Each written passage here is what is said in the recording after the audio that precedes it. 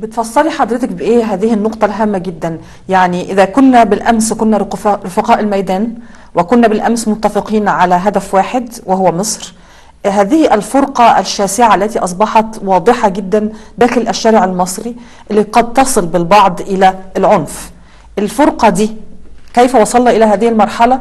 والرئاسة كيف تقيم هذه الفرقة والتعامل وهذا العنف الذي قد يستشري نتيجة هذه الفرقة في المرحلة القادمة، خصوصا إذا كانت المليونيات القادمة لن تكون مليونية اليوم الواحد وقد تمتد إلى عدة أيام؟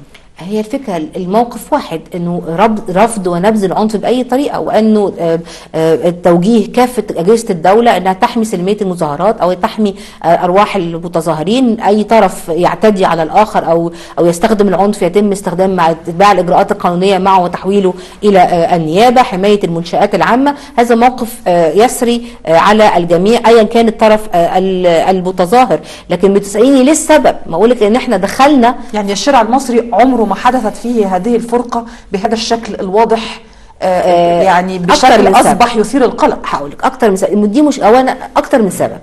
أولا إحنا خدنا جرعة ديمقراطية وحرية مرة واحدة، هي مفيده لانها ثوره. الثوره دايما بتعمل دراماتيك، بتعمل تشينج، بتعمل تغيير يعني كبير، من حاله من القهر والاستبداد وعدم التعبير لحاله منفتحه تماما وحريات بلا حدود. فطبعا هذه الجرعه كانت جرعه كبيره، وبالتالي انا شايفه جرعه صحيه، ولكن لها زي اي مرحله تحول كبيره بيكون لها بعض التبعات. وبالتالي ما هو تم حدوثه من تراكم طبيعي في المجتمعات اللي خدت تحول ديمقراطي عبر سنين طويله، انه لما انا اختلف معاك في الراي سياسيا دي مش نهايه الدنيا.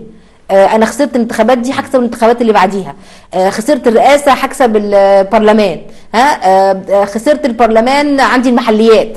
فيعني ادراك سعه المشاركه في القرار الوطني، وانه مش كل حاجه اخر الدنيا، وان انا لو كسبتش دي يبقى انا بره اللعبه، وبالتالي لازم اسعى ان انا ابتدي اللعبه من اول وجديد. هذا المفهوم، هذه ثقافه الديمقراطيه اللي في مجتمعات بتاخدها سنين، للاسف احنا خدناها مره واحده، فلسه بنبنيها.